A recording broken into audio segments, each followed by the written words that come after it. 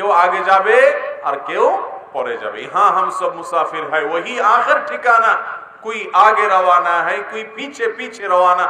আরে আমরা সবাই দুনিয়াতে ভাই মুসাফির, এখান থেকে একজন একজন করে সবাই চলে যাব, কেউ আগে যাবে কেউ পরে যাবে। অতএব নিজেকে সান্ত্বনা দিতে হবে।